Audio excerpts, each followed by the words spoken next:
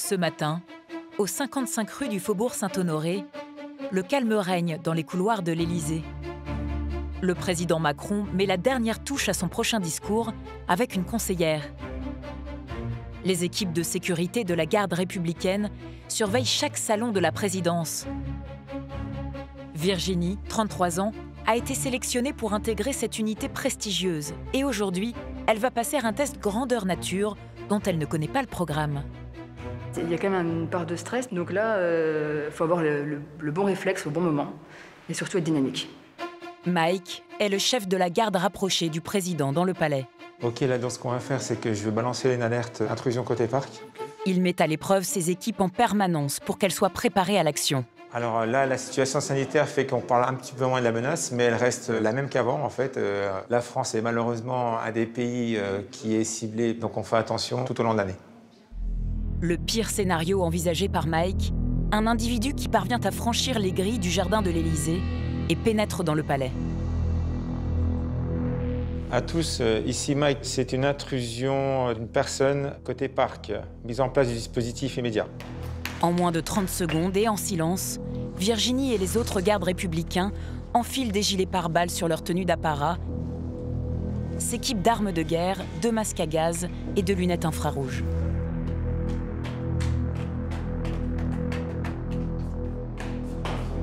C'est clair. Les militaires ne savent pas où se trouve le suspect, mais ils connaissent le palais dans ses moindres recoins. Bon, en fait, nous, on a notre propre dispositif qui permet donc de faire la fouille du bâtiment central. Et on a aussi la sécurisation du président qui se fait en simultané. Mike et ses équipes doivent inspecter les 365 pièces de l'Élysée. Du célèbre salon Paulin au bureau des conseillers du président, sans oublier les galeries souterraines et les 15 000 mètres carrés de jardin. Hugo de Virginie, poste Zoulou. Prêt. Déplacement. En 1 minute, l'intrus est localisé. Ici Hugo, individu repéré en fond de salle des fêtes. Dans la plus grande pièce du palais, au milieu des dorures et des meubles d'époque, Déplacement. Virginie et son équipe prennent l'individu en étau Appui en place. pour ne lui laisser aucune échappatoire. Au sol, allonge-toi. Au sol. Écarte les bras. Revenons vers le ciel. Et toi au sol. Au sol. En moins de 3 minutes, l'homme est interpellé. Une telle intrusion ne s'est encore jamais produite à l'Élysée, un lieu réputé impénétrable. Ce palais est le centre de l'échiquier politique depuis 1874, quand il devient la résidence officielle des présidents de la République. Derrière ces murs, au cœur du pouvoir, plus de 800 personnes travaillent chaque jour dans l'ombre. Merci beaucoup. Et une centaine de jeunes recrues et d'apprentis sont formés par les meilleurs spécialistes et artisans du pays. Tu vérifies le pass, Lionel? Ça fonctionne? Comme Guillaume Gomez, le chef des cuisines présidentielles. Non, ça s'arrête jamais. C'est ce qu'on aime. Il surveille de près Arthur, seulement 15 ans, qui fait ses premiers pas en pâtisserie et la fierté de sa famille. Là, il y a le président, Emmanuel Macron, et là, il y a Arthur. L'indispensable service logistique est dirigé par Didier Graffeuil, 32 ans de maison. Alors ça, c'est quand je suis rentré à l'Élysée. Et ne dites pas que j'ai vieilli par pitié. Sa mission, former les futurs couteaux suisses du palais. Ok, on est parti. 1, 2, 3, doucement. Douce France. Un palais présidentiel qui tente de s'ouvrir aux Français et qui traverse l'histoire grâce au savoir-faire de ses maîtres artisans. Alors ce salon est une pièce qui vit tous les jours puisque le président il prend ses repas. C'est un lieu où peuvent se dénouer certaines questions importantes. Pour la première fois, le très secret GSPR, le groupe de sécurité de la présidence de la République, Ouverture, sortie. a accepté la présence d'une caméra lors de plusieurs déplacements du chef de l'État. C'est des parcours qui sont tenus secrets pour pouvoir pallier à tout problème. Pendant 18 mois, nous avons partagé le quotidien de ces femmes et de ces hommes dans les coulisses du pouvoir. Monsieur le Président de la République.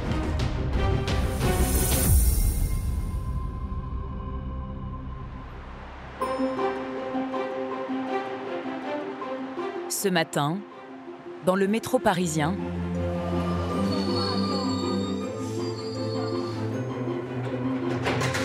Rania a encore du mal à réaliser. Du coup, j'ai pas réussi à dormir. J'appréhende un petit peu, en même temps je suis excitée de découvrir, de savoir comment ça se passe.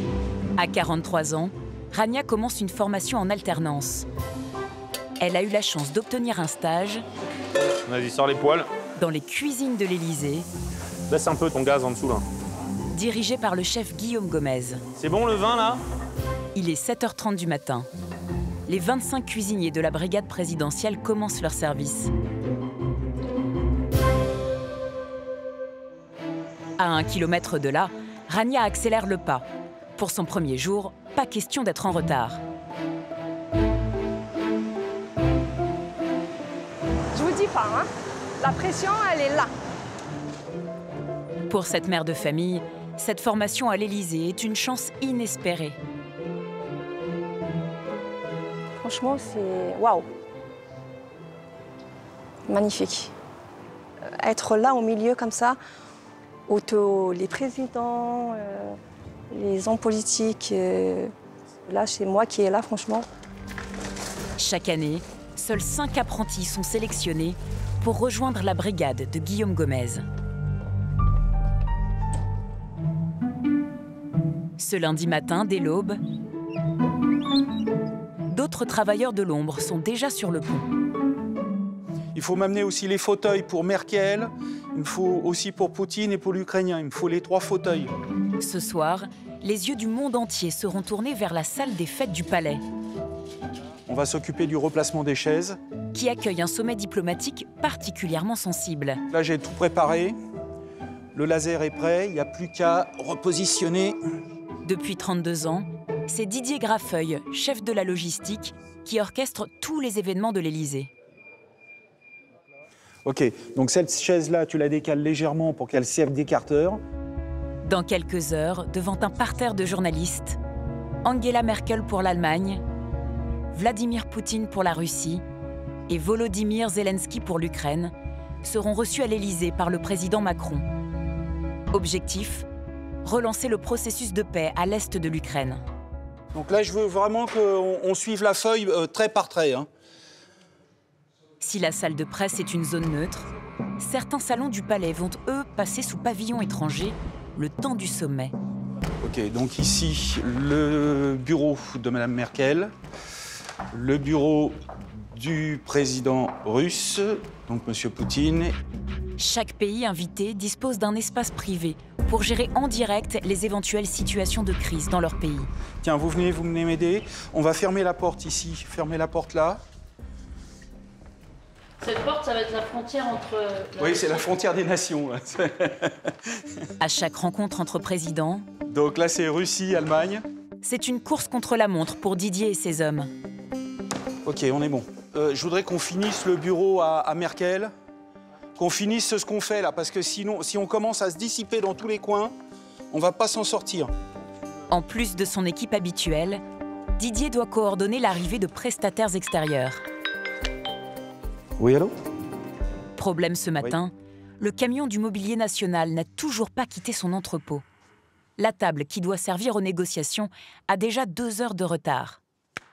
C'est comme un spectacle, une fois que tout est calé, tout est enregistré, il faut que ça roule, ça déroule, ça déroule, ça déroule. Encore, top, hop, hop. Le sommet de ce soir mobilise plus d'une centaine d'agents de la présidence. Allez, c'est parti. Certains officient dans une zone à l'abri des regards. Donc, comme Nathalie, 47 ans. On va faire pareil, on va préparer d'autres drapeaux pour les installer sur la scène tout à l'heure. Elle a la lourde tâche de ne froisser personne. C'est vous qui bichonnez le drapeau français? Oui. L'européen et les autres pays aussi. Nathalie est tapissière d'ameublement, en charge des textiles de la présidence. Des moquettes jusqu'au drapeau. Lorsque j'ai un doute, je vérifie. J'ai mon petit tableau et j'ai ma carte du monde, voilà, qui me permet de contrôler à chaque fois. Ça ferait quoi si vous faisiez une erreur? Je pense qu'on serait sur un incident diplomatique quand même, je pense. Et il est prêt. Je vais pouvoir le monter dans les salons. Ce soir, la France veut relancer le dialogue entre la Russie et l'Ukraine et se replacer en position centrale sur l'échiquier géopolitique. Encore faut-il que tout soit prêt à temps. Là, je vais te remonter ta couvrante parce qu'avec trempé, ça sert à rien. Le camion du mobilier national est enfin arrivé. Tout ce qui est pillé dans le Murat, tout ce qui est le reste dans le Napro 3. Okay. Mais Didier est d'humeur noire. La livraison a perturbé la circulation au pire moment de la journée. J'ai bloqué le convoi du président, je te dis pas. Donc voilà, enfin bon, on a tout pour plaire. Pour ne pas perdre un instant de plus, Didier décharge lui-même la table des négociations. Vas-y, roule. Et pas le temps de passer par l'arrière du palais. L'entrée se fera donc, comme pour les invités, par le vestibule d'honneur. Donc là, on l'ouvre, on la déballe. Les équipes de la sonorisation attendent pour installer micros et casques audio. C'est OK pour moi. Chaque président autour de cette table s'exprimera dans la langue de son pays. Dans ce type de négociation, chaque mot compte. Les discussions voilà, se passeront ici. Ça, c'est vraiment la séance plénière. C'est là que ça cogne. Didier n'a que quelques minutes pour tout installer. Je me vois bien dire au président, excusez-nous, on n'a pas fini, hein, vous reviendrez dans 2 heures. Je pense que ça lui ferait énormément plaisir.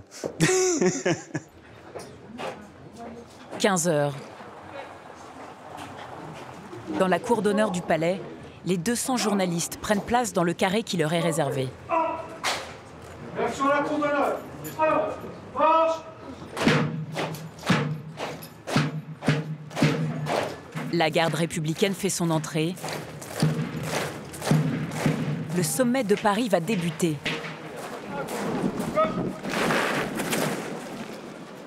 Didier est aux premières loges. Là, tout le travail qu'on a fait depuis 2 jours, on va savoir si tout est bien ou tout n'est pas bon. Je vais savoir si je vais me faire disputer ou pas. Comme le veut le protocole, le président Macron attend sur le perron Angela Merkel, la chancelière allemande. Elle est la première à se présenter au bas des marches. C'est le protocole réservé aux chefs de gouvernement. Les chefs d'État, eux, traversent la cour d'honneur à pied.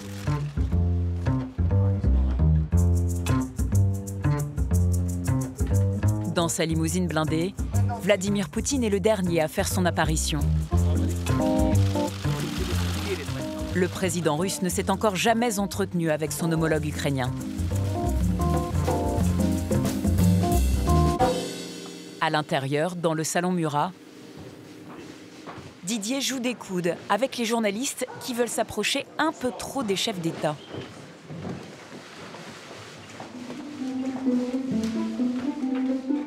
Angela Merkel, Vladimir Poutine, Emmanuel Macron et Volodymyr Zelensky vont entamer leurs négociations à huis clos. Cela fait plus de 15 heures que Didier a pris son poste, quand débute enfin la conférence de presse des chefs d'État.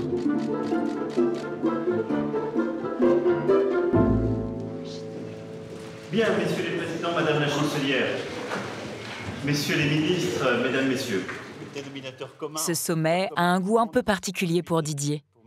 Après 3 décennies au service de la présidence, c'est l'un des derniers qu'il organise au Palais. Depuis 32 ans, j'en ai vu défiler quelques-uns des présidents. Ça reste toujours quand même assez impressionnant quand même. C'est des souvenirs, beaucoup de souvenirs.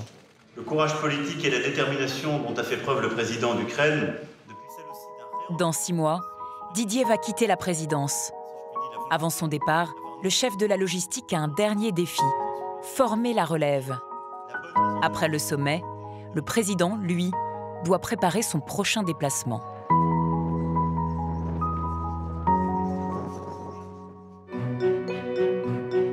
À 10 km de l'Élysée, le 18 juin 2020, au Mont-Valérien.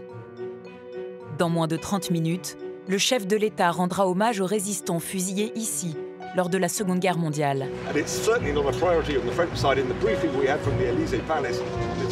Des dizaines de militaires et techniciens font les derniers réglages. Les emplacements du président et des invités sont marqués au sol. Moi, ce que je ferai pendant qu'il est avec les élus, je commencerai à cheminer pour aller jusqu'à la S2. Ces femmes et ces hommes en costume sombre inspectent les lieux. Ils appartiennent au très prestigieux groupe de sécurité de la présidence de la République, le GSPR. On fait passer le déminage sur tous les endroits où le PR est censé se déplacer. Anthony est chef de mission. Donc nous, on essaie d'anticiper en fait ces déplacements, parce qu'on commence à connaître un peu, pour en avoir fait quelques-uns. C'est la toute première fois qu'une caméra est autorisée à suivre les gardes du corps de la plus haute autorité de l'État. Ouais, Deyane, Danto, je suis en place. Alors que les premiers invités arrivent, Anthony détecte une anomalie dans le dispositif. Deyane, Danto, on a un hélico en stationnaire. J'ai un visu dessus, là, à vérifier. Anthony demande le départ immédiat de cet hélicoptère non identifié. À bord, un tireur entraîné pourrait faire plusieurs victimes au sol. Ah, reçu Omega, merci. Voilà, c'est un hélicoptère civil. Omega, c'est le nom de code des tireurs d'élite de la police nationale. Ils ne lâchent pas l'hélicoptère de vue et se tiennent prêts à le neutraliser. Le temps de l'identification. Voilà.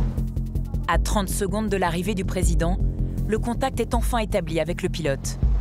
À la préfecture, après la tâche, avec la tour de contrôle pour le faire dégager. C'est bon, il s'en va. Anthony a un droit de regard sur toutes les personnes présentes à 500 mètres à la ronde.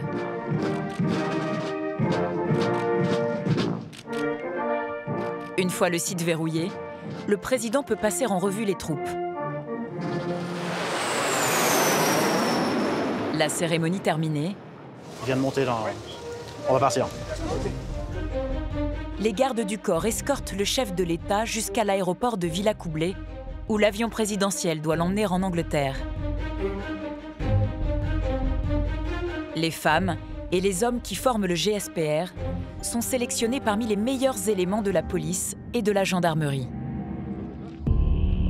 À 30 km de Paris, dans un lieu gardé secret, les gardes du corps du GSPR ont rendez-vous pour un exercice sous haute tension. Allez, on se rapproche de la zone des 10 mètres. Aujourd'hui, une nouvelle recrue fait son entrée dans ce service d'élite. Frédéric, 33 ans. En fait, j'ai toujours été attiré par la sécurité protection. Et c'est sûr que ce qui se fait de mieux en France, pour moi, c'est la protection du président de la République. Les gestes du jeune homme seront scrutés par Anthony, un des gardes du corps les plus expérimentés du président Macron. Regarde, prends-toi un chargeur d'arrière si tu as... T'as plus de double? Frédéric n'a pas été choisi au hasard. Il a déjà fait ses preuves pendant 8 ans au GIGN.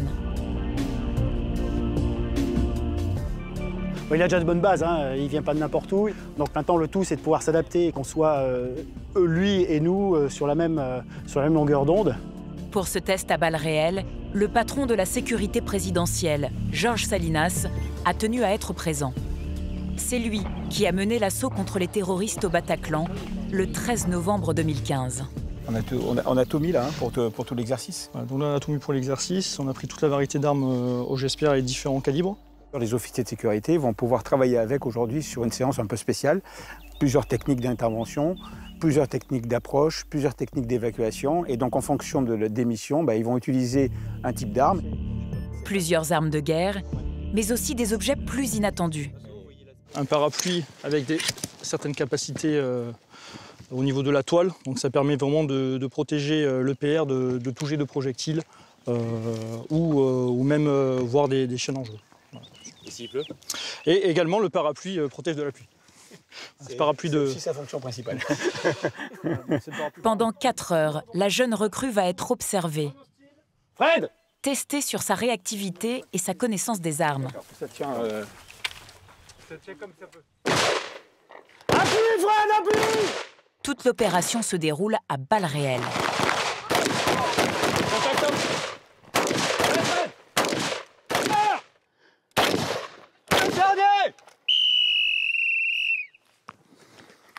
On va travailler l'agression armée sur l'EPR lors d'un déplacement officiel, d'accord ?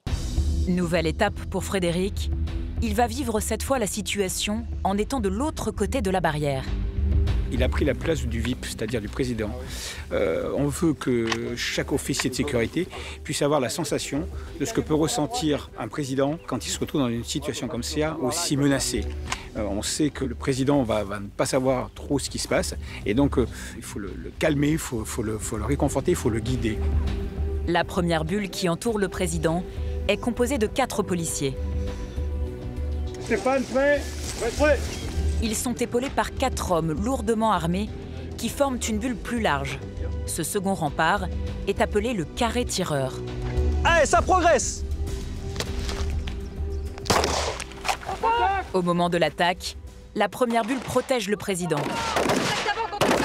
Contact avant, bien reçu! Pendant que le carré tireur neutralise les agresseurs.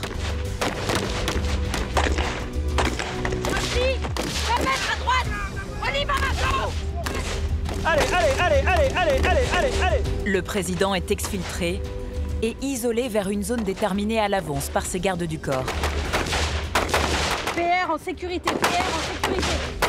Dégâts sécurisés et non blessés, Hélico de GSPR, top récupération. À chaque déplacement présidentiel, un hélicoptère se tient prêt à intervenir, depuis la base militaire la plus proche. Allez monsieur, je vous évacue, allez! Je peux dégager. Je dégage. Pour fermer. L'exfiltration du président n'aura pris que 3 minutes. Pour Frédéric, le baptême du feu se termine. Bon, en fait, tu as vu l'importance, en fait, lorsque tu travailles avec le boss, c'est la réactivité, lui parler, lui dire ce qui va se passer, tu le rassures. Dans 3 semaines, c'est cette fois aux côtés du chef de l'État que Frédéric va devoir faire ses preuves. Comme Frédéric, en travaillant à l'Élysée, beaucoup espèrent atteindre les sommets, même en y entrant par la petite porte. Bonjour. Rania, bienvenue. Pour son premier jour de stage au palais, Rania est accueillie par Lionel, le numéro 2 des cuisines. Je vous suis. C'est dans les sous-sols que se trouve la brigade présidentielle. C'est bon ? Dans les anciennes écuries de Napoléon III. Tu peux accompagner Rania, s'il te plaît. Bonjour. Enchantée. Allez, suivez-moi. Jusqu'à aujourd'hui, Rania cuisinait uniquement chez elle. Désormais, elle sera apprentie au palais. Merci. Avec l'espoir de décrocher son CAP cuisine d'ici 1 an. C'est une nouvelle vie qui commence pour moi. Voilà, et c'est parti pour 3 semaines de stage. À l'Élysée, s'il vous plaît. À 43 ans, trouver enfin sa voie n'est pas si simple. Surtout dans les dédales du palais. Je suis perdue. Je crois qu'il faut un code pour sortir. Non, c'est pas ça? C'est par là. Ok. Oula, c'est un labyrinthe, hein. À l'autre bout du couloir, la brigade élyséenne prépare le déjeuner qui sera servi dans l'avion présidentiel. Bon, ça y est, changé? Oui. Je vais te faire un petit tour de la cuisine pour te faire voir. D'accord. Autour des pianos de cuisson, dans 500 mètres carrés, une trentaine de personnes se relaient 7 jours sur 7. Certains, comme Lionel, travaillent ici depuis plus de 20 ans. Tiens, viens avec moi. Là, c'est la chambre froide. Des fois, on te dit d'aller chercher des fruits, des légumes. D'autres sont arrivés plus récemment. Christelle Brua a rejoint l'Élysée en 2019. Après avoir été sacrée meilleure pâtissière du monde. C'est un ananas comment? Rôti. Rôti. Ah d'accord. Vous faites comment pour le faire? Je te montrerai quand tu viendras avec moi. Ah oui, j'ai envie d'apprendre tout, vite. Comment travailler un fruit différemment, la viande, le poisson, et peut-être préparer un jour un repas le président. Ça sera le top de top. Rania fait partie des heureux élus du programme Des étoiles et des femmes. Je vais te donner le tablier torchon. D'accord, très bien. Des femmes sans emploi fixe, mais passionnées de cuisine, coachées par de grands chefs. Tu poses ta mallette de couteau là-bas et tu sors un petit peu de couteau d'office. Emmanuel Macron doit s'envoler pour une visite aux troupes françaises en Afrique. Et comme à chaque déplacement officiel, c'est la brigade de l'Élysée qui prépare les plateaux repas qui seront servis à bord. Hop, alors tu vas prendre des choux-fleurs, tu vas les laver, et on va faire des petites têtes avec. Rania est tout de suite mise au travail par Mathieu, second de cuisine. Je les lave juste comme ça, après je les ouvre. Pour un premier jour, c'est plutôt inespéré. Je vais faire que des têtes comme ça. D'accord, et je mets là. Et tu les mets là-dedans, au fur et à mesure. Très bien. On va mettre ça là. J'essaye de m'appliquer par rapport à ce qui vient de me dire le chef. Je sais que beaucoup de gens aimeraient être à ma place. J'en suis consciente. Depuis 1997, c'est le chef Guillaume Gomez qui dirige ses cuisines. Il y en a un qui a un pinceau là dans sa mallette? Si, il a tout lui. Voilà.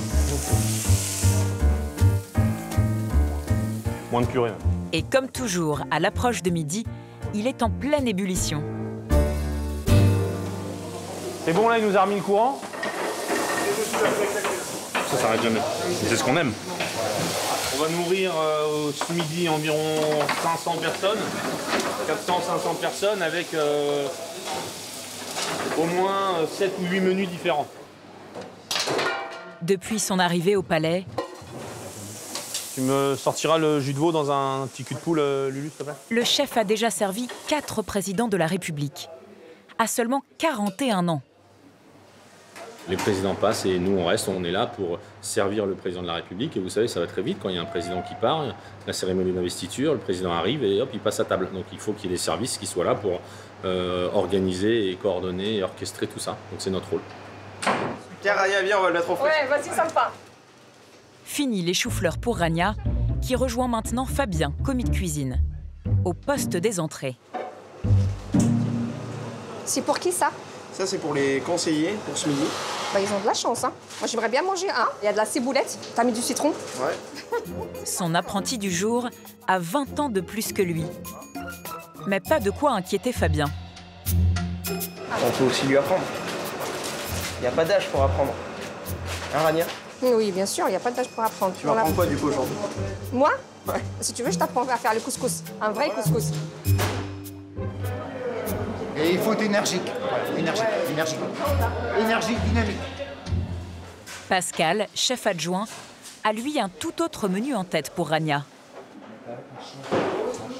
Je prends de la purée, après je fais une larme.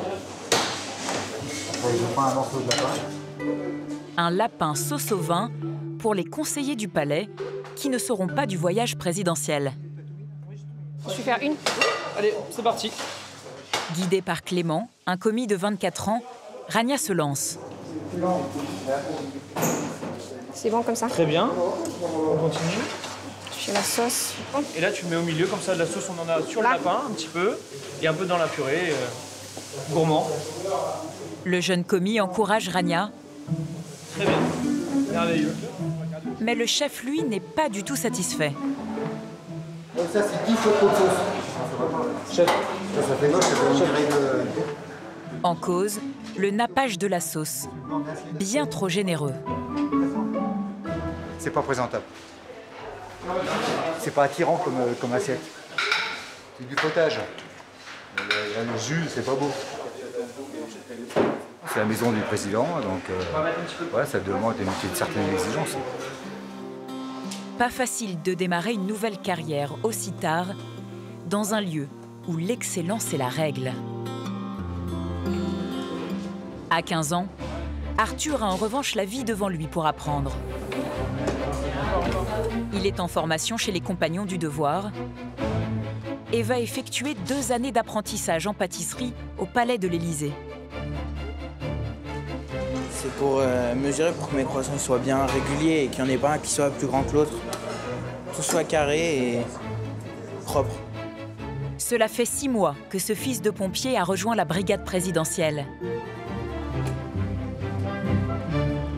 Un rêve de gosse. Même si je suis toujours un gosse, c'est quand même un rêve de gosse.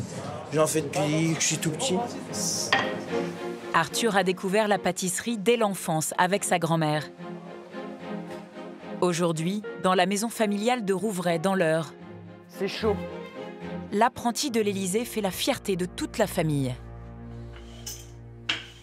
Elle est là-bas, la photo. Son frère, Sacha, 9 ans, a encore parfois du mal à y croire. Là, il y a le président, Emmanuel Macron, et là, il y a Arthur.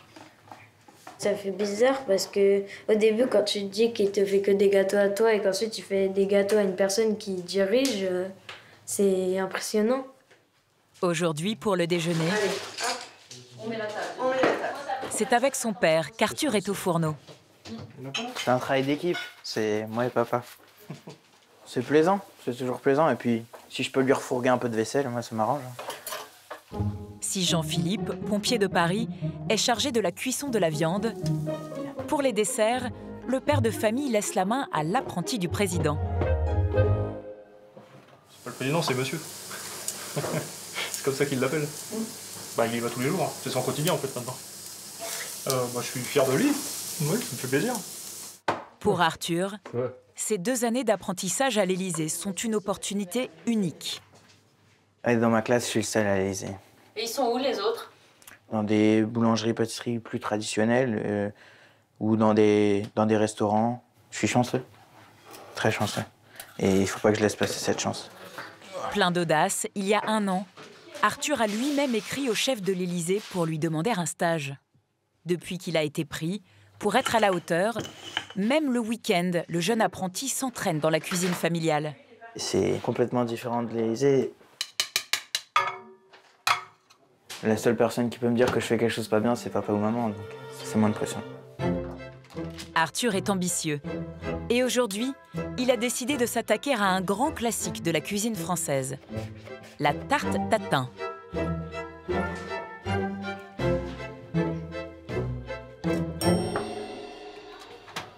Je vais venir faire caraméliser le sucre et les pommes pour que ce soit plus fondant. Et je vais répéter cette opération plusieurs fois pour que ça fasse un dégradé de cuisson. Le jeune apprenti a déjà un vocabulaire de professionnel. Il ose même revisiter la recette d'origine. Non, c'est pas la recette, j'essaye. Je fais un strudel amande noisette. Donc c'est une sorte de crumble que je vais rajouter sur le côté pour ajouter un peu de croquant et gourmandise. Et ça donne ma vision de la tarte. Assis? Check. Bien. Les parents d'Arthur, Delphine et Jean-Philippe, n'ont jamais mis les pieds au palais. C'est prêt? C'est prêt. Mais grâce à Arthur, c'est le moment crucial du démoulage. c'est un peu l'Élysée qui vient à eux.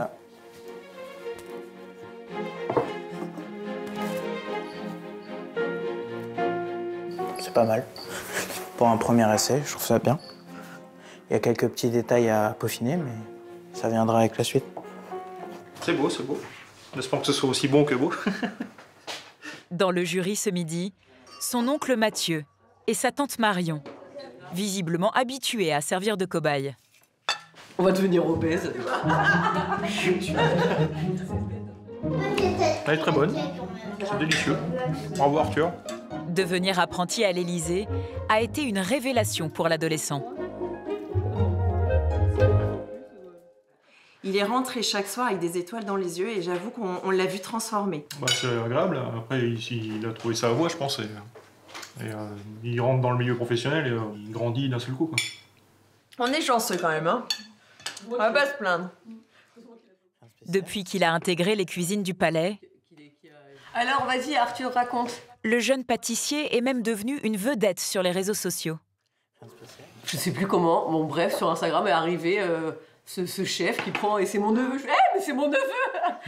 C'est le chef de l'Élysée qui a posté une photo sur son compte Instagram. Où on voit quoi? Où je suis dessus. Cette photo a été vue par 150 000 personnes.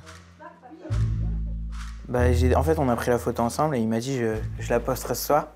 Et du coup, je me suis dit, bon, il va pas le faire. Et finalement, le soir, quand j'étais chez moi, il avait posté. Du coup, j'étais content. Qu'est-ce qu'il a écrit, le chef? Bravo à notre apprenti pâtissier Arthur pour ses beaux et bons pains au chocolat.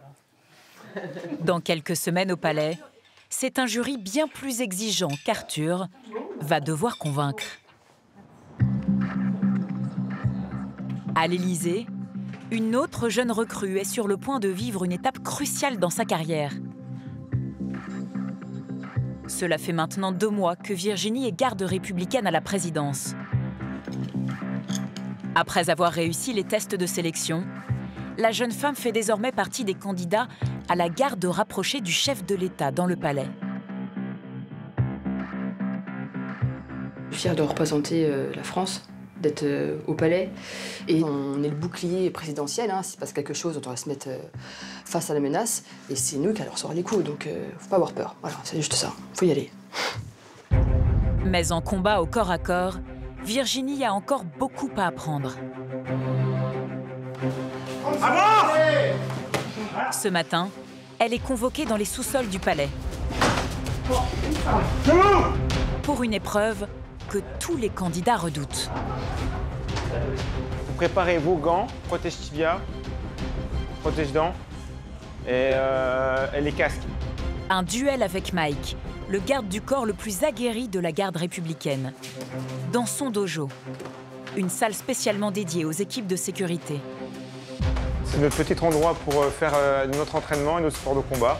On a des salons qui sont juste au-dessus de nous. Et le président pourrait être très bien en train de déjeuner pendant qu'on s'entraîne. Mike a assuré la protection rapprochée de 4 présidents depuis Jacques Chirac.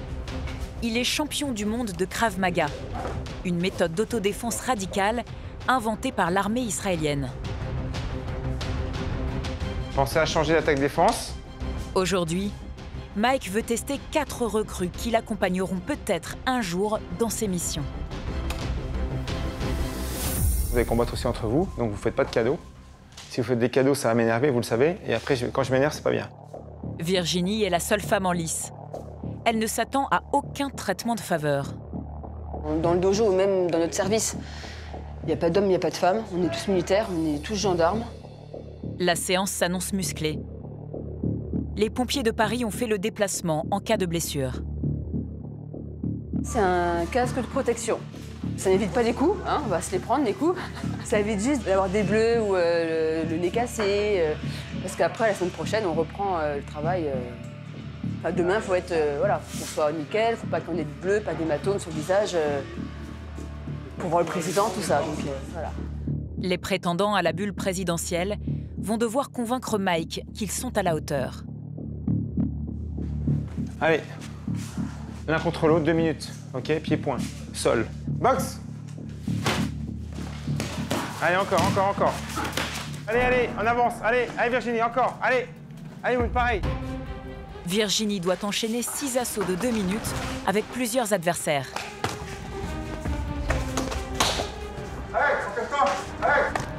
Malgré les coups, la jeune femme ne baisse pas les bras.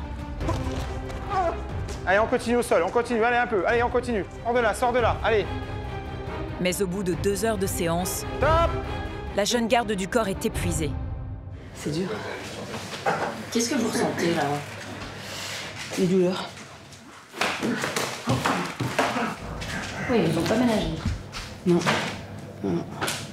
Virginie est au bout de ses limites. Et pourtant, une ultime épreuve l'attend. La plus difficile.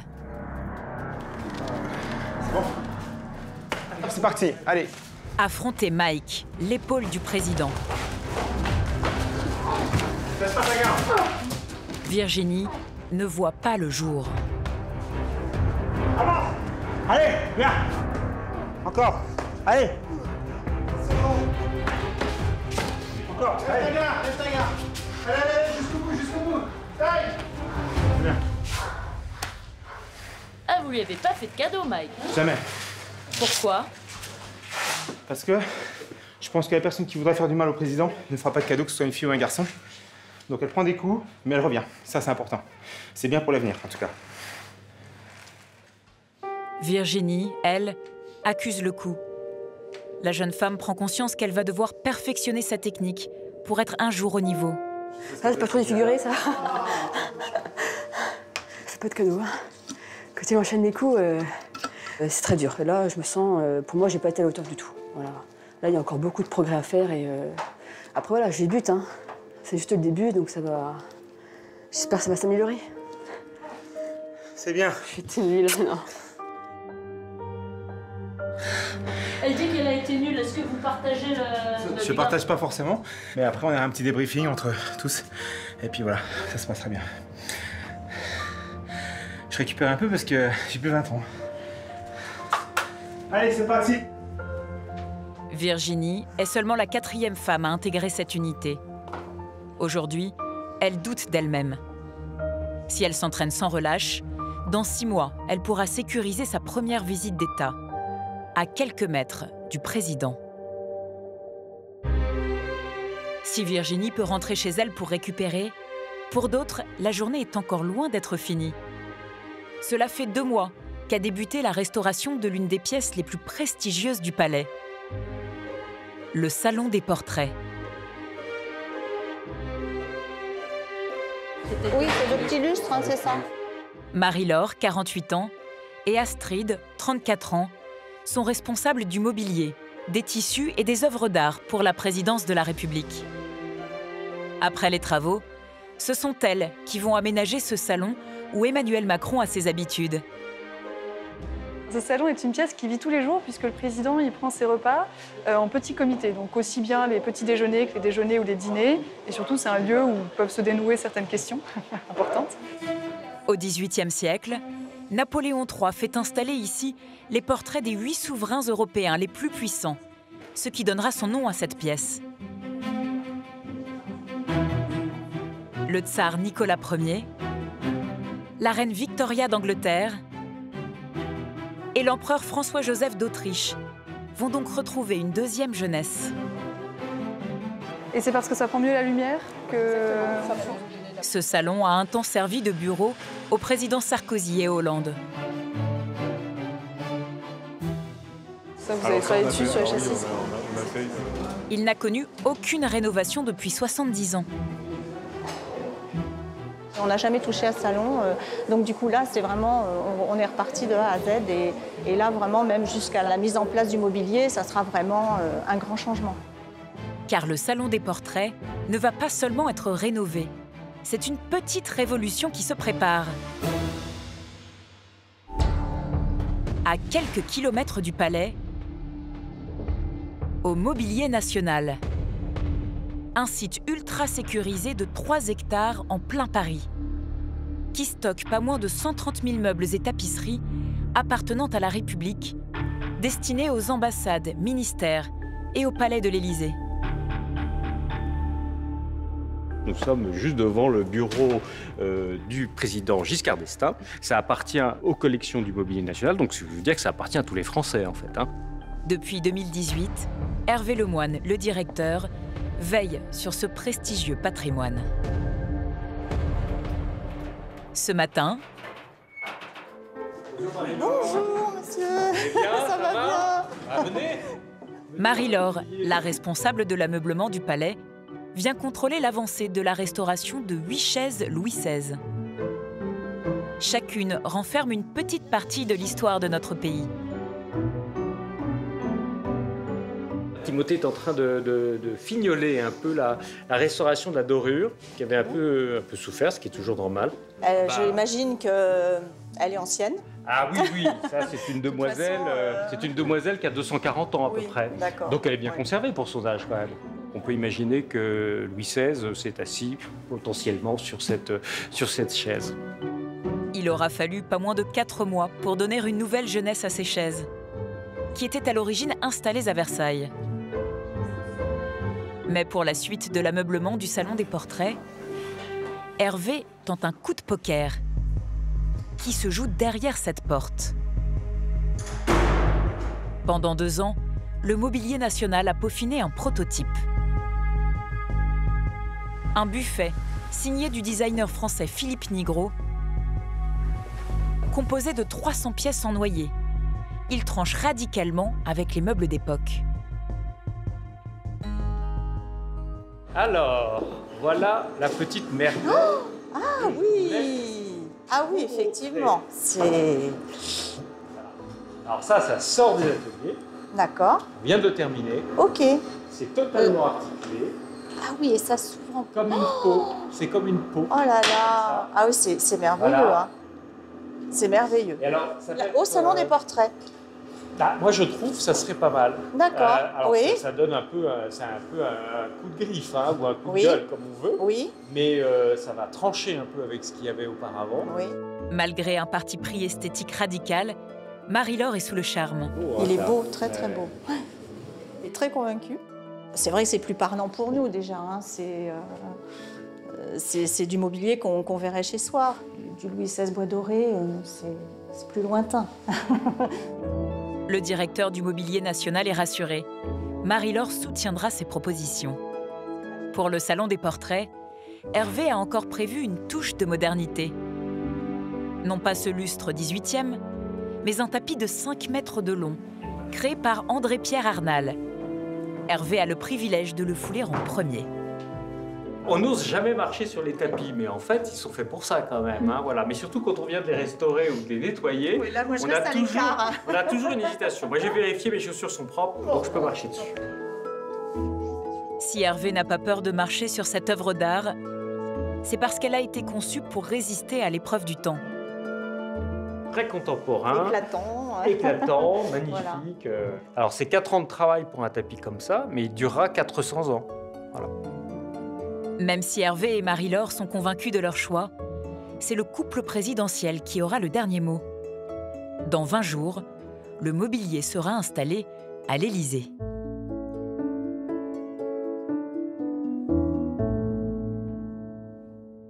Mais il y a d'abord un autre événement à l'agenda présidentiel dont les préparatifs commencent dans le nord de Paris. La petite Evie, 3 mois, et Lola, 9 ans, se réveillent en musique. Leur papa, Mathieu, est chanteur à la garde républicaine. Ah, toi aussi, t'aimes cette chanson? Bon, bah, aujourd'hui, je vais la chanter pour le président de la République, ma belle. C'est pas rien, ça, hein? Mathieu a grandi dans une cité en banlieue parisienne, loin de l'Élysée et du pouvoir. Passionné par la musique et le chant, il y a 12 ans, il a rejoint les chœurs de l'armée française. Depuis, l'ancien gamin des quartiers vit un rêve éveillé. Ça, c'est l'écusson, l'insigne du chœur de l'armée française. C'est un choriste, un militaire qui chante avec le drapeau français et la lyre qui représente la musique et la garde républicaine. Quel que soit le concert ou la cérémonie, c'est toujours une fierté et un moment hyper important pour moi. Ce soir, c'est accompagné de l'orchestre de la garde républicaine que le ténor va se produire sur la scène de la salle des fêtes de l'Élysée. Dans quelques heures, le palais présidentiel va ouvrir ses portes à des invités peu habitués des lieux. Plus de 200 enfants. C'est l'opération Les Mardis de l'Élysée.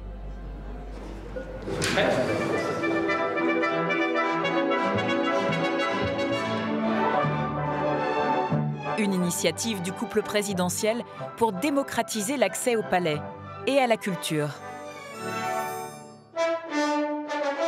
Les répétitions commencent pour Mathieu. Même si le jeune papa a l'habitude de chanter en public, le stress est là.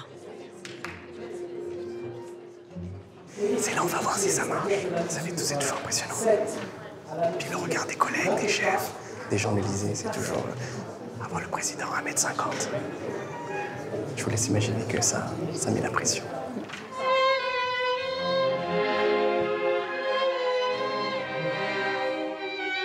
La proximité de ces spectateurs, pas tout à fait comme les autres, fait perdre son latin au ténor. Ça voulait dire. On était jeunes, on était voilà, bohème. Pourtant, cette chanson, Mathieu la connaît par cœur. La la la, la la la, la la la la la, la la la. Le concert arrive, on commence à fatiguer. Il faut rester concentré, un peu comme un skieur en haut de sa piste, là, qui va passer toutes les portes, il faut bien les prendre. Et comme quoi, ça peut toujours nous prendre par surprise. Donc on fait le premier? Oui. Il ne reste que quelques minutes au jeune artiste pour se reprendre.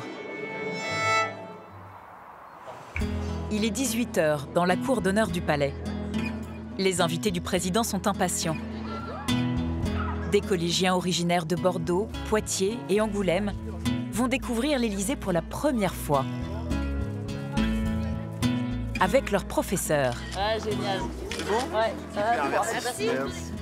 Enfin, pour nous, c'est inaccessible. C'est vrai qu'on est des provinciaux. Là, le fait d'être invité comme ça, on a cru à une blague au départ et puis forcément, on a répondu positivement. Forcément. En coulisses, Mathieu se prépare à monter sur scène.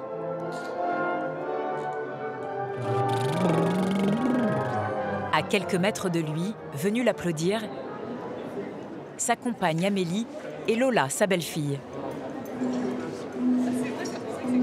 Je suis stressée.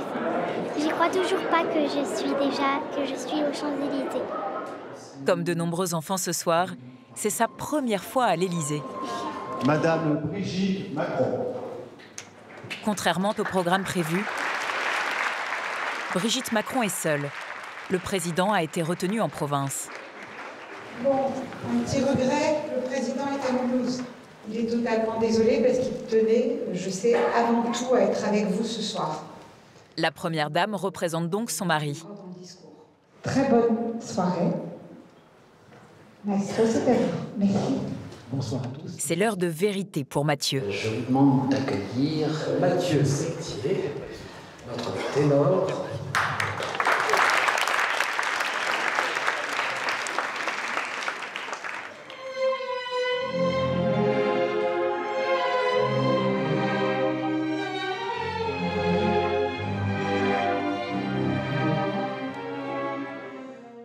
Je vous parle d'un temps que les moins de 20 ans ne peuvent pas connaître.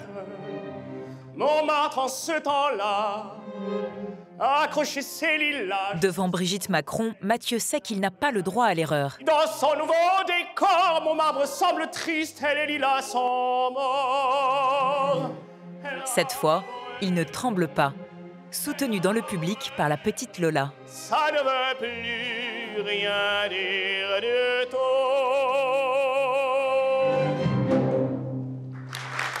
La première dame est conquise.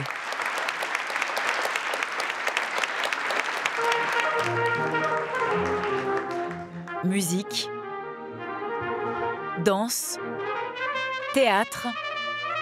Depuis l'élection d'Emmanuel Macron, plus d'1 millier d'enfants ont assisté au mardi de l'Élysée. Douce France, cher pays de mon enfance. 2 heures plus tard, le concert se termine. Avant de quitter le palais, les jeunes invités immortalisent leur rencontre avec la première dame.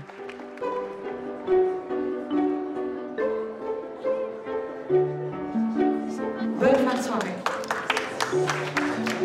Pour celles et ceux qui n'ont pas la chance d'être conviés à l'Élysée, s'adresser au couple présidentiel est malgré tout possible.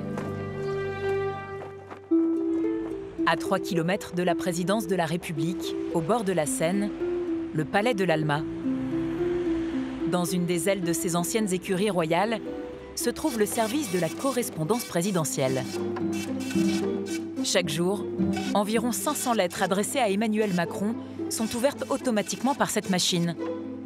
Qu'ils viennent d'un citoyen lambda ou d'un chef d'État, tous les courriers passent ensuite entre les mains de ces 6 fonctionnaires. Ah, un dessin d'un enfant. T'as vu, Guette? C'est une petite Alice, elle a 7 ans. Monsieur le Président, j'adore dessiner et j'ai fait ce portrait de vous. Ah oui. Voilà, c'est trop mignon. Comme pour le Père Noël, écrire au président est gratuit. Pas besoin d'apposer de timbre sur l'enveloppe. Donc ils mettent Monsieur le Président de la République, Palais de l'Élysée, ça nous arrive. Depuis 36 ans, Martine est la première lectrice des courriers adressés au président. Là, j'ai un courrier, donc en fait, la personne suggère de diminuer les salaires des parlementaires et du président. À travers ses correspondances, Martine prend quotidiennement le pouls du pays. Et la grande majorité des cas qui l'interpellent concernent des demandes d'emploi ou de logement.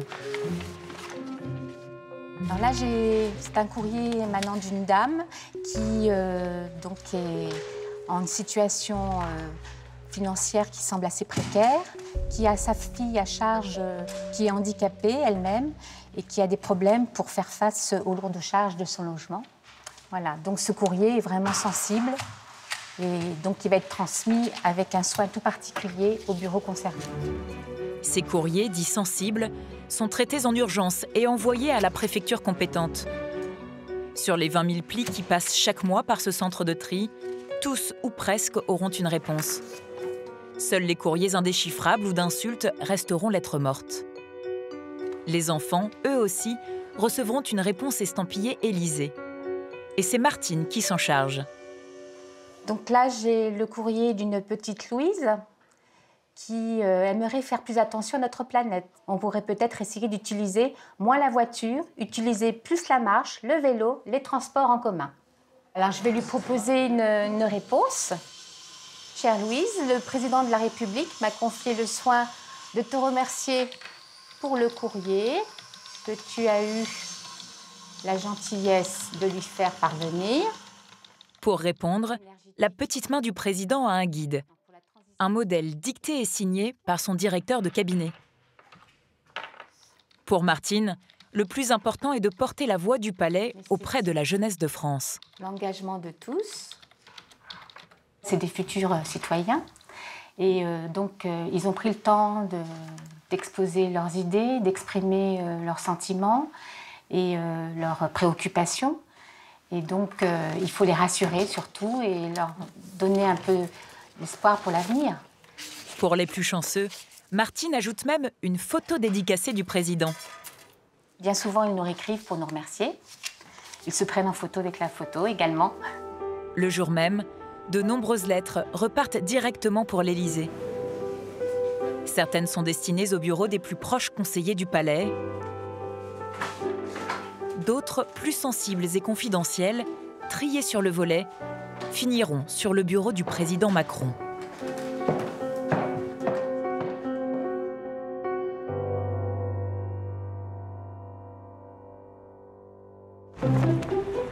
Dans les sous-sols du palais, Arthur est particulièrement concentré. Après 18 mois de stage, l'apprenti pâtissier s'est lancé un défi de taille. Confectionner une tarte à thym. Non pour sa famille cette fois, mais pour les deux plus fins palais des cuisines élyséennes. Ma mission du jour, c'est de faire une tarte à thym. J'en ai fait une chez moi avec une technique. Et la chef en a refait ici et j'ai regardé comment elle faisait et je me suis inspiré. Et aujourd'hui, j'essaye de refaire sa technique à elle. Dans 2 heures, Christelle Bruat, chef pâtissière du Palais et élue meilleure pâtissière du monde, et Guillaume Gomez, chef de l'Élysée, Alors Arthur, t'es prêt? Vont déguster sa tarte. Ne stresse pas trop, fais-nous une belle tarte. Malgré la bonne humeur, Arthur le sait, le jury du jour sera impitoyable. C'est vrai que ça change de la famille, quoi. C'est un autre esprit critique avec beaucoup plus de technique, beaucoup plus d'ancienneté. Donc forcément, c'est sûr que ça rajoute un peu de pression. Pendant l'épreuve, Christelle Bruat ne quitte pas son apprenti des yeux. Elle a pris Arthur sous son aile, il y a 2 ans déjà. Là, on a le cœur de la pomme, d'accord? Et aucun détail ne lui échappe. Tu ne manges pas à l'intérieur de la pomme. Parce que c'est pas bon, si tu veux, ça va pas fondre à l'intérieur.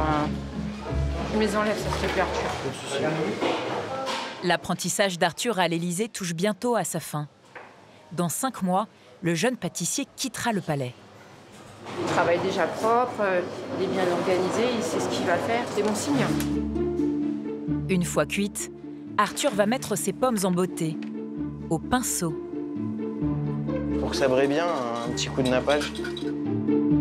L'apprenti soigne chaque geste. Et c'est règle à la main, comme les chefs étoilés, que l'élève pâtissier découpe les parts qu'il va servir à son jury.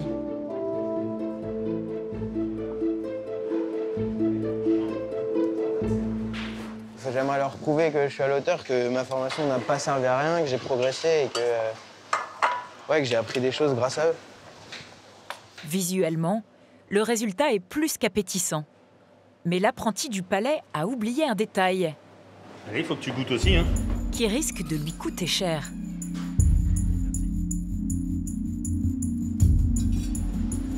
Alors? À mon goût, en tout cas, c'est trop sucré et On est d'accord, c'est trop sucré. Ouais, c'est trop sucré. Feuilletage trop cuit, ça révèle un petit côté un petit peu amer en fin de bouche qui fait que c'est pas très agréable. Il y a une petite amertume. Dès le départ, Arthur a commis une erreur. Ne pas goûter ses pommes. Parce que s'il avait goûté la pomme tout de suite, il se serait rendu compte que sa pomme avait une sucrosité qui était déjà correcte. Donc est-ce qu'il y avait besoin de rajouter entre chaque couche autant de sucre, comme il l'a fait? Je sais pas. Là, en l'état, ça pourrait pas finir sur la table président de la République. Non. Non, parce que c'est pas satisfaisant. Malgré la sévérité du jury, Arthur veut rester positif. Ça me force à aller plus loin et à chercher que chaque détail soit parfaitement calculé. On lui fait des compliments sur son travail, au quotidien, tous les jours. C'est normal de faire des erreurs, c'est normal de rater. Ce qui n'est pas normal, c'est de ne pas s'appliquer. Comme Arthur, 500 000 jeunes ont choisi l'apprentissage l'an dernier. Un chiffre en hausse de 40% en un an. Félicitations, comment allez-vous? Cet après-midi, dans la salle des fêtes du Palais, autour d'une galette des rois géante, Madame, Messieurs les ministres, une centaine de maîtres boulangers ont été conviés par le président. cette tradition de la galette, elle existe depuis 1975. Il prend aujourd'hui une décision importante pour ces artisans français et leurs apprentis. Et je veux vous dire mon engagement en la matière. Oui, je défendrai et présenterai la baguette française à l'UNESCO. Pour cette annonce officielle, Arthur a délaissé les fourneaux. Je salue les apprentis qui sont avec nous aujourd'hui. Il profite de ces derniers instants au palais. Merci à vous et confiance. Vive la République et vive la France. Après son discours, le président vient en personne s'enquérir des projets de son jeune apprenti. Ça va? Bonjour, monsieur le président. Bon, ça va, donc ça se passe bien. Et alors les prochaines étapes, c'est quoi? Les prochaines étapes, je suis chez les Compagnons de Devoir, donc c'est l'adoption. Oui. Ensuite, partir sur le Tour de France. Si tout se passe bien, normalement l'année prochaine. Pour 2 ans, hein? Pour plus que 2 ans. Ça peut aller jusqu'à 10 ans. Ah oui, tu vas le faire complet, donc? Oui. Complet. Pour le chef de l'État, l'apprentissage est une priorité nationale. L'apprentissage, c'est un formidable levier pour permettre de rentrer dans le monde du travail, pour permettre de rendre le monde du travail plus juste à l'égard des jeunes et de lutter contre le chômage des jeunes. C'est une transmission, je pense que vous l'avez mesuré, de savoir-faire et d'une excellence qui ne s'apprend pas dans les livres. Quand le président ne reçoit pas à l'Élysée, il enchaîne les déplacements partout en France. Aujourd'hui, il est attendu à Saclay, dans l'Essonne. Pour la première fois, Frédéric, le jeune garde du corps, part en éclaireur. Je vais préparer l'arrivée du président. Je vais m'assurer que le site soit sécurisé ainsi que son environnement. À l'université Paris-Saclay, le chef de l'État va rencontrer des chercheurs et des étudiants en difficulté face à la crise sanitaire. Un important dispositif a été déployé.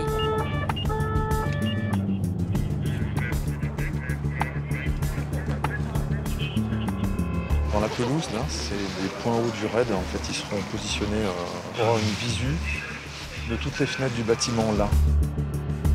Au même moment, à l'Élysée, on a un départ prévu du palais à 9h30. Anthony, le chef de mission, fait un dernier point avec l'équipe qui doit escorter le président jusqu'à Saclay. C'est bon pour vous? À l'arrivée, donc, on va avoir un pilotage aussi par le DDSP 91.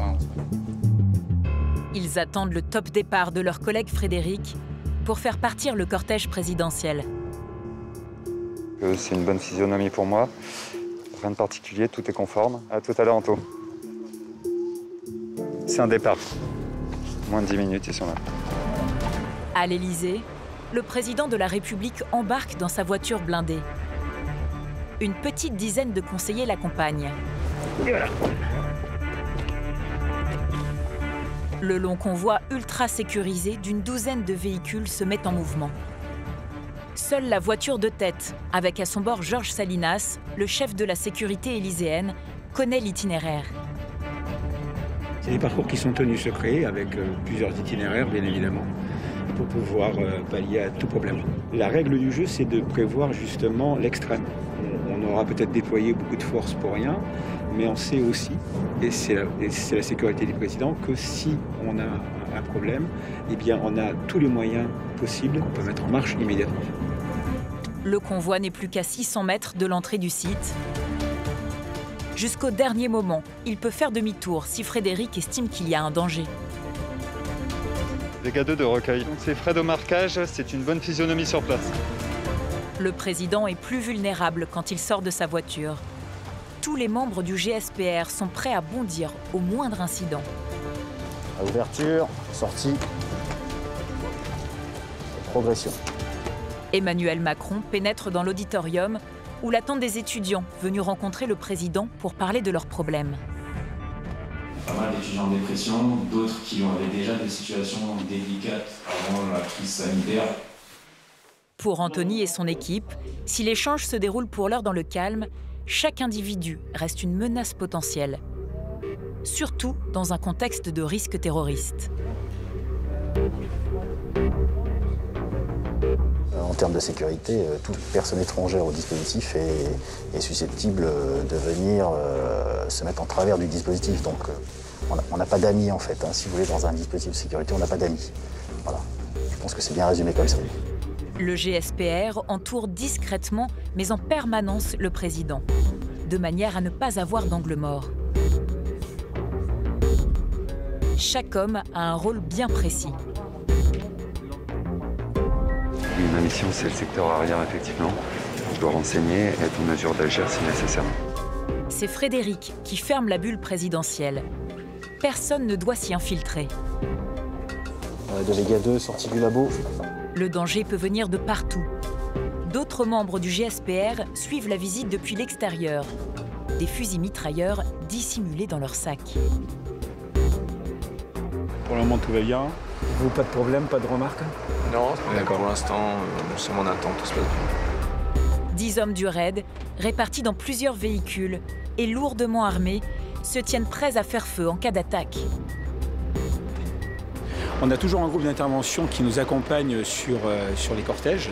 Ils ont une mission bien particulière qui est vraiment d'intervenir en cas d'énormes problèmes. Le raid aura alors pour mission de neutraliser les assaillants pendant que le GSPR évacue le président. Ça va, Fred? C'est anticipé pour la suite. 30 minutes plus tard, avant de quitter les lieux, le président va au contact des étudiants. Un moment délicat pour les gardes du corps qui se tiennent à distance, mais prêts à jaillir à la moindre alerte. Sortie de dégâts. Pour les 15 membres du GSPR sur le site, la mission se termine. Oui, c'est un départ. Bah écoutez, félicitations pour votre dispo. Pour sa première mission à responsabilité, Frédéric a été à la hauteur. Il travaille bien, il est de plus en plus sûr. Donc effectivement, il est de plus en plus dans le dispositif et il a des rôles de plus en plus importants dans le dispositif. Pour la jeune recrue, la prochaine mission sera d'accompagner le président lors d'un voyage officiel. Oui, entre Résistance et le pont Alexandre III, on a des points à surveiller. Hein. Chaque année, les 70 membres du GSPR sécurisent en moyenne une centaine de déplacements présidentiels. Bon. Au revoir, monsieur. Le lendemain, à l'ouest de Paris, Didier, le chef de la logistique, s'apprête lui à tourner une page importante de sa carrière. Dans quelques semaines, il va quitter l'Élysée. Ouais, il va falloir se lancer à un moment ou un autre. Une maison qu'il a rejoint quand il avait 26 ans. Alors, je vais vous montrer mes souvenirs. Le petit souvenir. Alors ça, c'est la petite photo de mon identité quand je suis rentré à l'Élysée.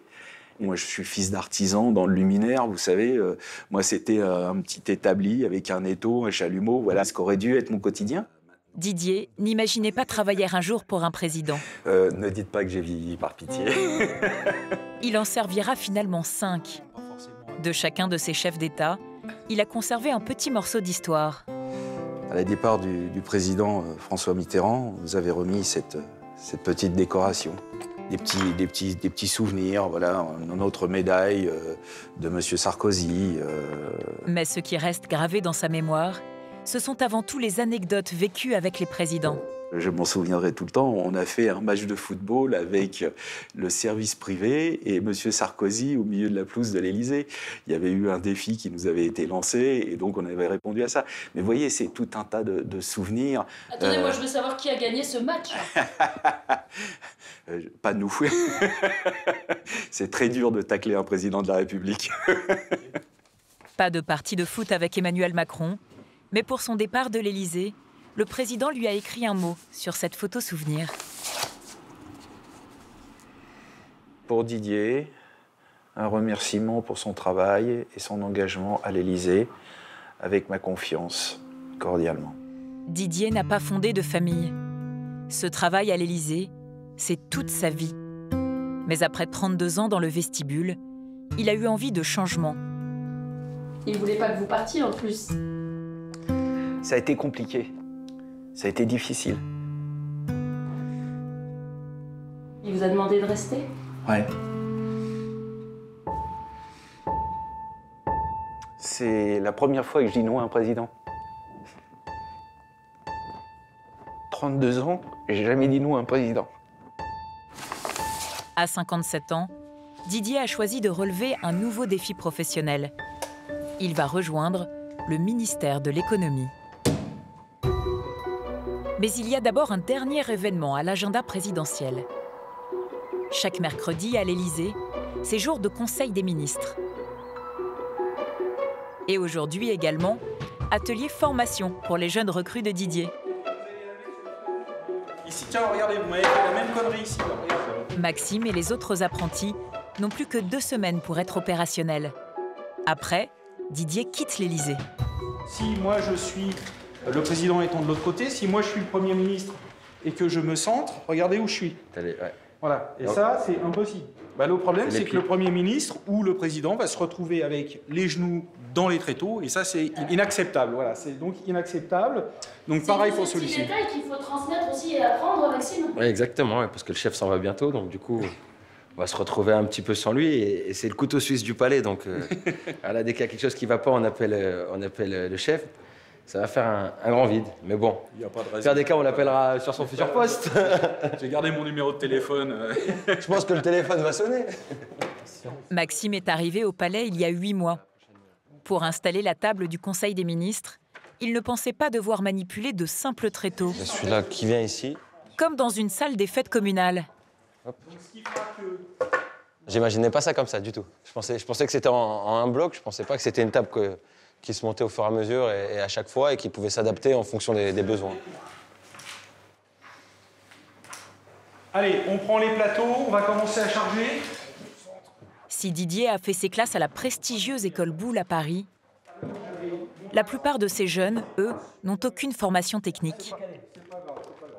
Moi, à la base, je fais du commerce, donc je n'ai pas du tout de la branche manuelle. Son collègue Nicolas est arrivé il y a 1 mois, après un premier contrat au ministère de l'Intérieur.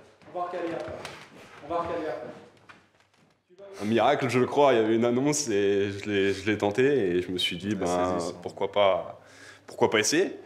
C'est l'Élysée, ça peut se faire et puis ça s'est fait. Donc voilà. Donc là, messieurs, ce que l'on va faire maintenant... Mais avant de pouvoir monter seul la table du Conseil des ministres, la relève a encore des choses à apprendre. Mais de l'autre côté, c'est une catastrophe. Faut bien revenir. Comme de centrer parfaitement la table par rapport au parquet. Si le chef ne dit rien, en principe, c'est que ça va. Hein. La table est enfin prête à être dressée pour accueillir le président et ses ministres.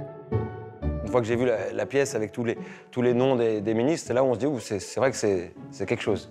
C'est là où toutes les grandes décisions sont prises par le gouvernement, c'est sur cette table, de toute façon, et dans cette salle. Voilà. Travailler dans les coulisses du pouvoir est devenu le quotidien de Maxime. Mais avec Nicolas, ils vont bientôt passer de l'ombre à la lumière pour accueillir un à un les membres du gouvernement au palais.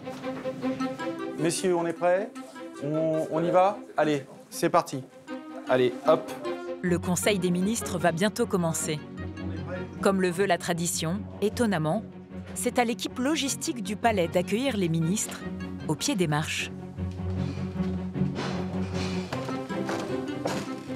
Bien, messieurs, pour toi, première ouverture de porte des ministres. Un exercice plus compliqué qu'il n'y paraît. Des fois, on n'ouvre pas la bonne porte. Bon, bah, c'est des choses qui arrivent, donc c'est la sécurité qui descend plutôt que le ministre. Pour cette première, Didier charge Maxime de former son camarade. Allez, je vous laisse faire. Mais écoute, Nico, c'est simple. Tu t'avances, tu mets une main derrière le dos, tu tires la porte, tu ouvres, tu te tiens bien droit, tu attends, le ministre va sortir, sûrement te saluer. Donc tu le salues, il va sûrement te tendre la main, tu lui serres la main. Bonjour, monsieur le ministre, bonjour, madame la ministre. Et puis après, ils avancent et tu refermes ta porte tout gentiment sans la claquer. Et pour Didier, pas question d'en faire plus. Rester discret fait partie du métier. On ne demande pas d'autographe, on ne demande pas, voilà, on donne pas sa carte de visite. Le selfie avec bonjour maman, on évite quoi. Exactement. Ok, pas trop stressé? Ça va? On a un petit peu l'adrénaline qui monte là ou comment ça se passe? Il y a le chef qui nous regarde quand même. Pas le droit à l'erreur. Oui, ils sont en fait. En fait, ils sont plus intimidés par moi qu'ils sont intimidés par les ministres. En fait, c'est ça le problème. La première voiture pénètre dans la cour d'honneur du palais. Nicolas est seul en bas des marches. Derrière. Vas-y, vas-y. Le chauffeur fait un signe et indique à Nicolas quelle porte ouvrir. Sophie Cluzel, secrétaire d'État en charge du handicap, est la première à arriver au palais. Alors, bien, mais un peu plus vite à l'ouverture. Il faut que tu sois plus réactif à l'ouverture. Nicolas est un peu stressé. Dès qu'elle arrive, tu commences à t'avancer, comme ça tu es dans les temps en fait, tu vois. Allez, commence à y aller. Mais cette fois, le timing est parfait. Le ministre de l'Agriculture tend même la main à Nicolas. Tu vois. La mission se complique quand le rythme des arrivées ministérielles s'accélère. Gérald Darmanin ou Jean-Yves Le Drian, Nicolas voit défiler devant ses yeux tout le gouvernement français. Impeccable. Impeccable jusqu'à l'arrivée du ministre de l'économie, qui sort de l'autre côté. Mais Didier a la tête ailleurs. C'est amusant, c'est mon futur patron en fait. Dans 2 semaines, il sera au service de Bruno Le Maire. Pour Didier et son équipe, pas le temps de savourer ce petit moment dans la lumière. Le président Macron lance le Conseil des ministres. L'équipe logistique, elle, doit retourner en coulisses. Le grand jour est aussi arrivé pour Virginie, la jeune garde du corps. Dans 3 heures, le président Emmanuel Macron reçoit son homologue argentin. Là, l'arrivée officielle du président argentin, 13-15, chef d'État, donc dépose bas de cour. C'est le moment que Virginie attend depuis ses débuts à l'Élysée il y a 1 an. Elle et ses collègues seront le dernier rempart pour protéger le président. Il y a toujours un élément qui est en haut, un élément en bas et un élément derrière. Donc derrière pourquoi? S'il y a quelque chose, qu'on puisse intervenir directement vers la personne. À 15 minutes de l'arrivée du chef d'État argentin, pour Virginie, la pression monte soudainement. Ça va bien, t'as pas peur? Voilà. Petite pression. Au plus près du président, c'est elle qui portera la mallette en Kevlar, un bouclier par balle pour couvrir le chef de l'État en cas d'attaque. On t'en sert pas tout, tu vois, parce que si tu peux pas la... Oui, il faut que je puisse l'attacher. Déployer, donc c'est ça c'est à l'extérieur. C'est comme ça. Si quelqu'un met la main dans sa poche, dans un sac, se tourner bizarrement, enfin voilà, on regarde ce qu'ils font, tout le temps. Dès que le cortège argentin franchit l'enceinte du palais, ce sont les services de sécurité de l'Élysée qui prennent la main sur les opérations.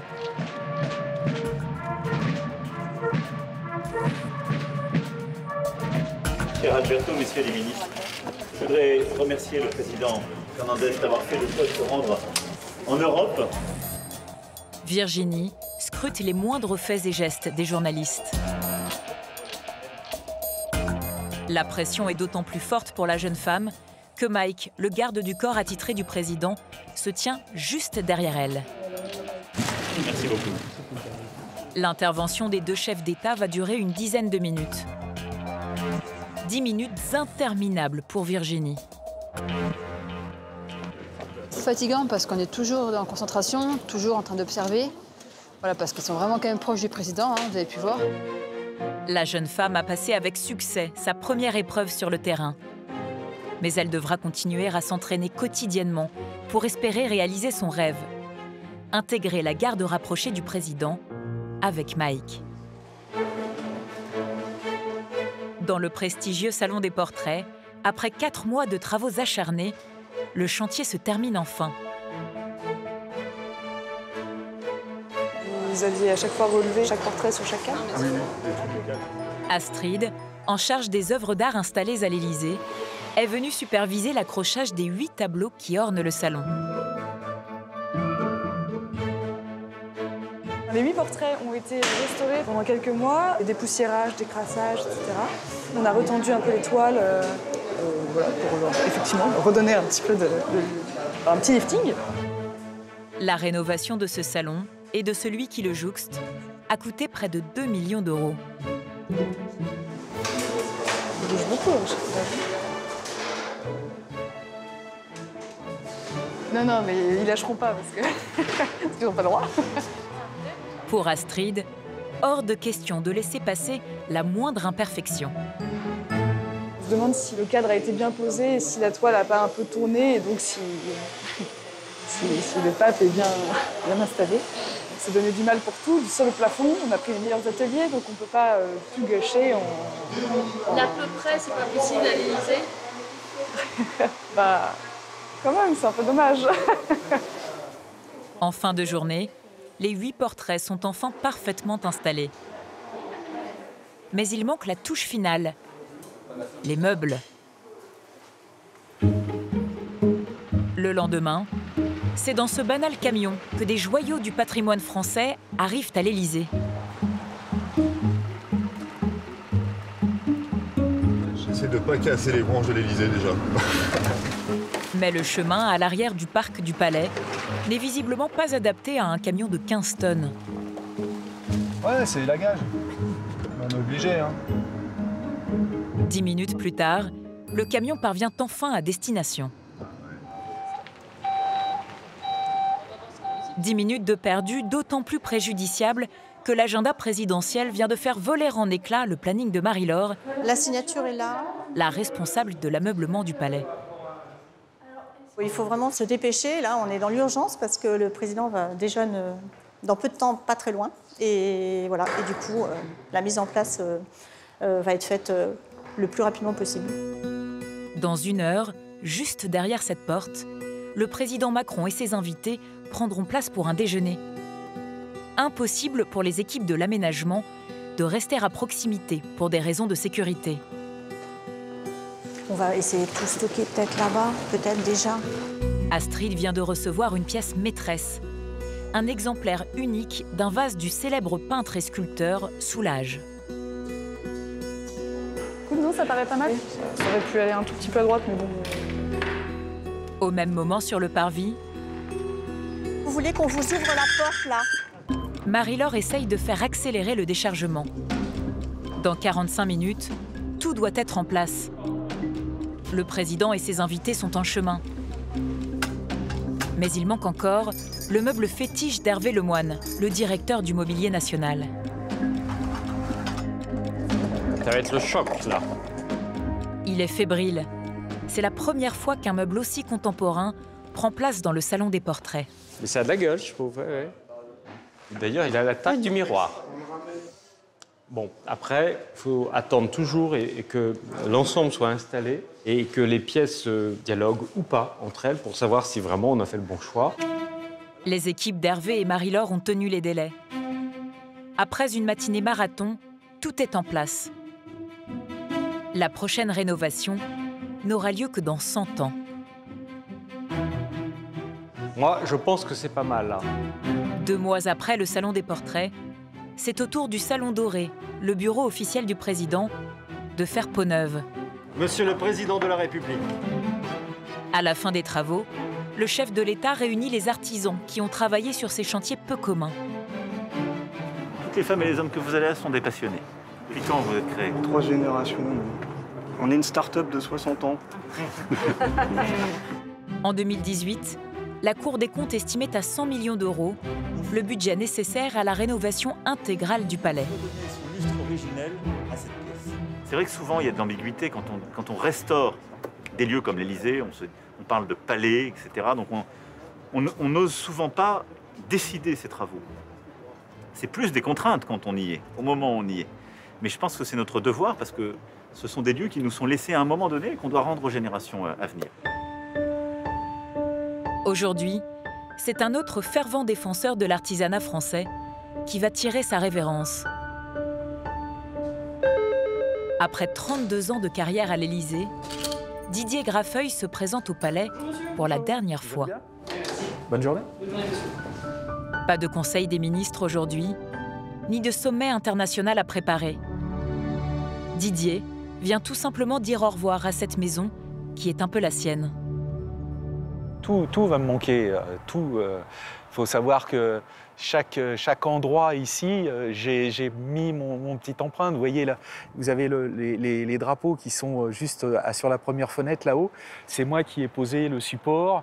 C'est ma petite touche personnelle sur cette façade. Voilà, c'est assez sympathique.